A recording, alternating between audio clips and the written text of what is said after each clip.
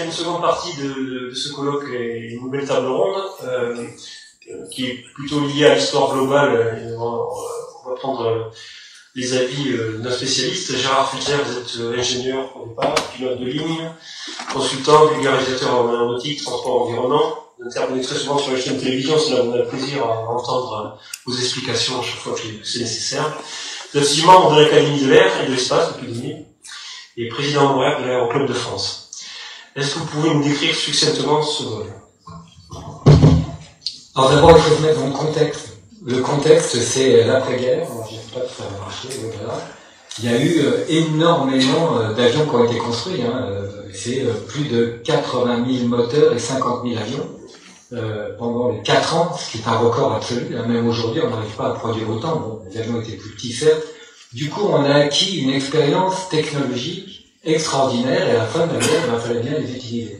Et on voit les chaînes de montage ici. C'est la première fois qu'on a des chaînes de montage.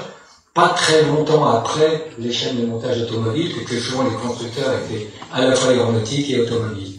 Et donc, je vais essayer, voilà. Donc on a eu affaire, vous savez, au moteur. Le moteur, comme disait Saint-Exupéry, le moteur c'est le cœur et la pensée, c'est le pilote. Et donc on est arrivé à une fiabilité qui était quand même assez étonnante. On a démarré des moteurs qui, en gros, avaient une performance de 6 kg au cheval et au GD par la suite on est arrivé à 2,5 avec les moteurs notamment qu'a choisi Pierre de Saint-Ronan. Donc on a un potentiel technique et puis on a aussi un potentiel humain derrière parce qu'il fallait utiliser les personnels. On a formé 17 000 pilotes pendant la guerre, ils sont retrouvés au chômage en quelque sorte et ils ont tout de suite pensé qu'entre les deux guerres, après la Première Guerre mondiale, on pouvait avancer dans le domaine civil. Donc, 74 000 personnes aéronautiques disponibles sur le marché, c'est considérable parce qu'il y a les mécaniciens, il y a aussi les pilotes, et puis il y a tout ce qui tourne autour.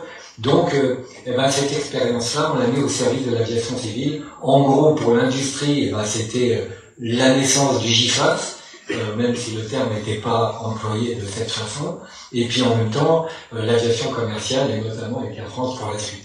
Donc, après-guerre, on a cherché également, alors je vais la passer rapidement, parce que tu l'as déjà montré, ça me fait penser aux exploits racontés par Farman, c'est que, tu as raison, on a laissé un gentleman au bord de la plage, à poil d'ailleurs, qui s'est fait récupérer par les gendarmes français. Et il y a une autre anecdote, vous pouvez aller au musée de l'air, j'étais directeur du musée de l'air, donc je tenais particulièrement à ce Farman Goliath qui est exposé, avec des fauteuils en osier. Et il est arrivé dans les turbulences que les fauteuils ne tiennent pas, et notamment c'est arrivé avec un passager, il s'est retrouvé percer le plafond en bois et la tête à l'extérieur, il a fini le voyage avec la tête à l'extérieur.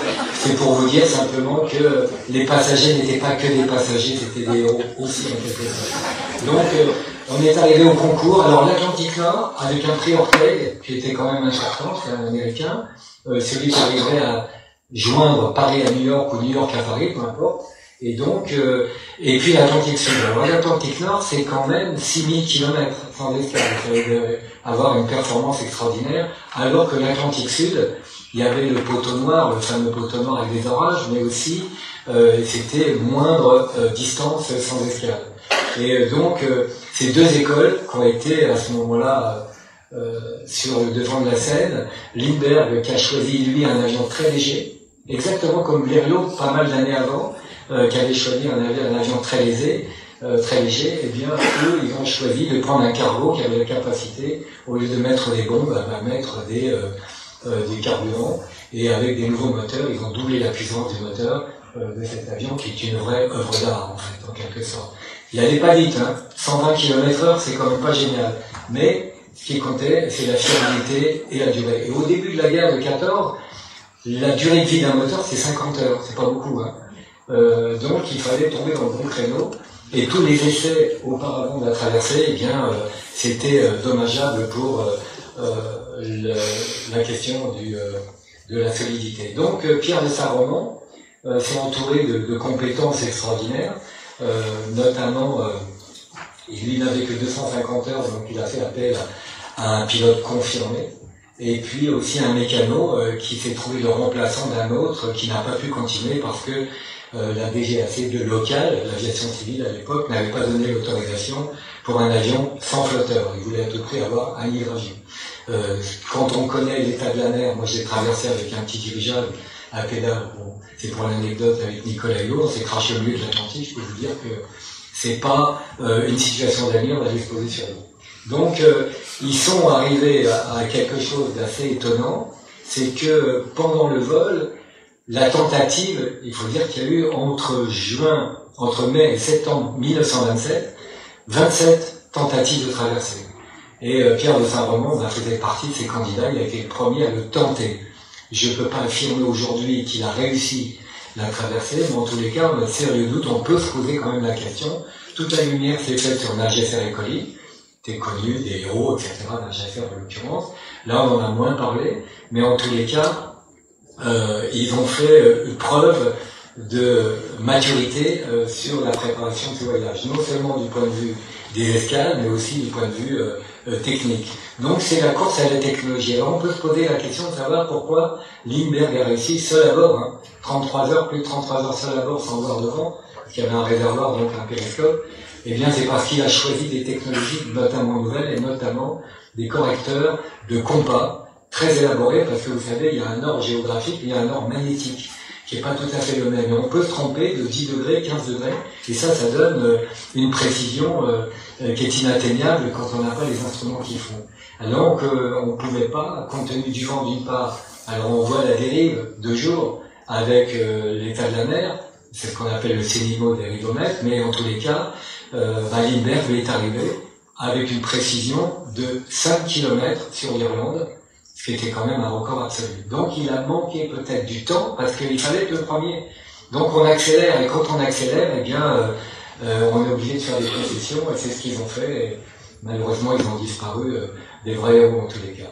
Et donc tout s'est joué sur le raid en quelques semaines, du 7 avril au 5 mai, avec des escales Saint-Raphaël, etc., pour équiper l'avion de flotteurs, pour donner raison à l'aviation civile, mais ils ont fait les choses bien en disant, littéralement, Pierre de Saint-Roman a dit on va se casser la gueule avec les flotteurs, c'était dans le texte, et il a eu raison, il a remis l'état d'origine avec les roues, ce qui lui a permis d'amener plus de pétrole, 7 tonnes et demie quand même le poids de l'avion, c'est un record pour l'époque, et donc ils avaient à tenir compte de la météo, et puis on n'a pas la couverture météo à l'époque, il n'y avait pas de satellite évidemment, pas de radio, où on les a captés 2 fois de suite, peut-être 2-3 heures après le décollage, mais après plus rien, et donc impossible de les localiser.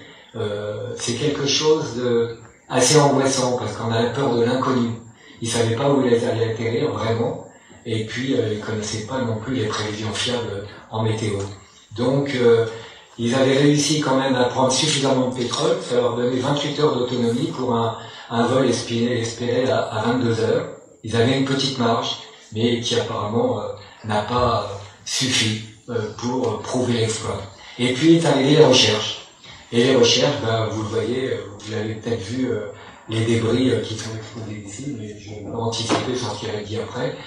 On a la preuve certaine, physique, qu'il y a eu un radeau fait avec les débris de cet avion.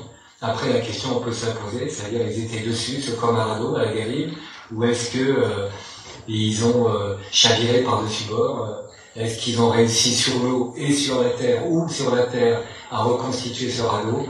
Tout le mystère est là, et en tous les cas, c'est une avancée. Il y avait une grande injustice de ne pas mettre en avant l'équipe de Pierre de Saint-Roman par rapport aux prédécesseurs ou aux successeurs, Nagesser et Colli en tous les cas. C'est réparé aujourd'hui, j'en suis fort heureux. Je vous remercie.